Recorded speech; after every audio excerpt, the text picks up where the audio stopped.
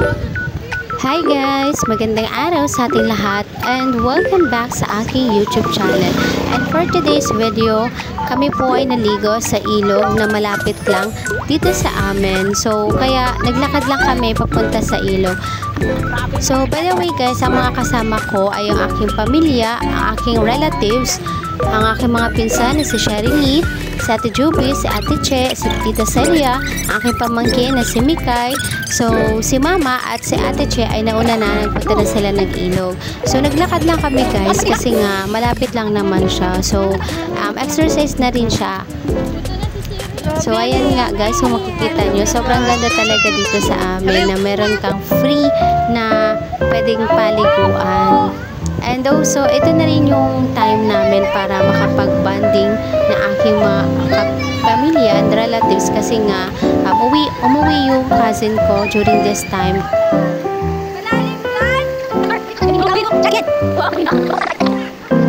Sabi nga namin na maliligo lang kami pero tingnan naman si Mama na nag-aaral talaga siya na ano. So, yun yung habi nila dati. Yung mga panahon na nakapagliligo pa sila ng ilog. Yan. So, nakakuha nga si Mama dyan ng isa pero pinakawalan din.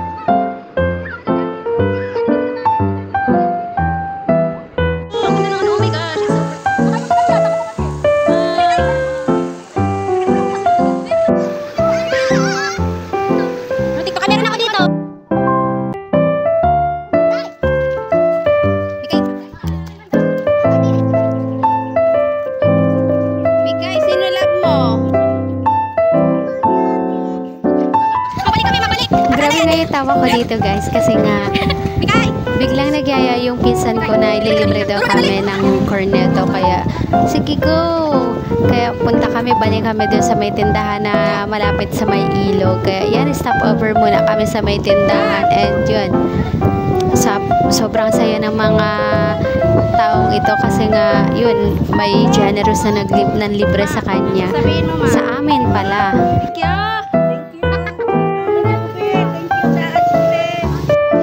Sabi ko nga dito kay Ate Juby, ang aga naman ng pamasko mo, pero go na yan kasi nga malapit mo na rin.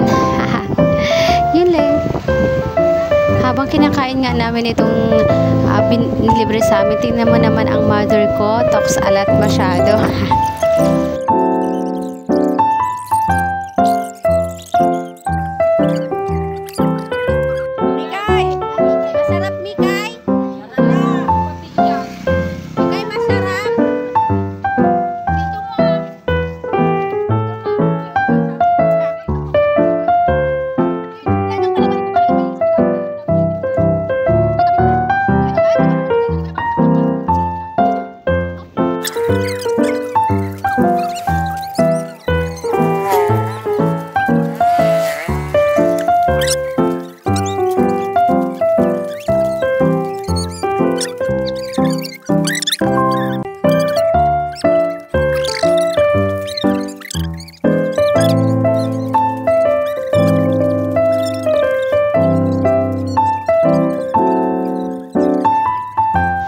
Ayan guys, naglakad na kami ulit after nung maubos namin yung kinakain namin. So, tingnan nyo naman, for the go na ang mga person kasi nilalamig na yung kasama namin na pamangkin na si Mikay.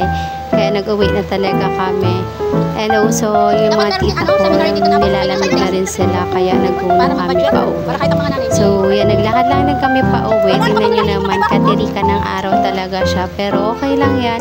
As long as magkakasama kami, masaya kami sa ginagawa namin, and happy kami sa ginagawa namin.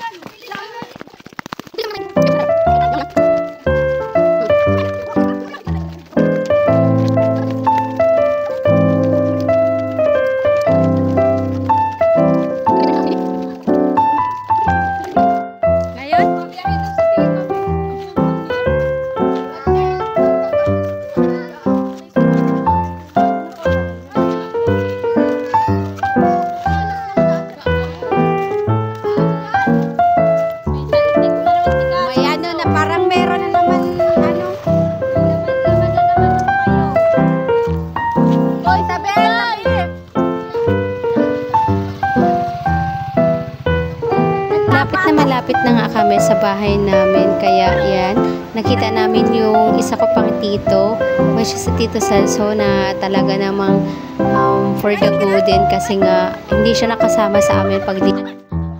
So hanggang dito na lang guys. Bye!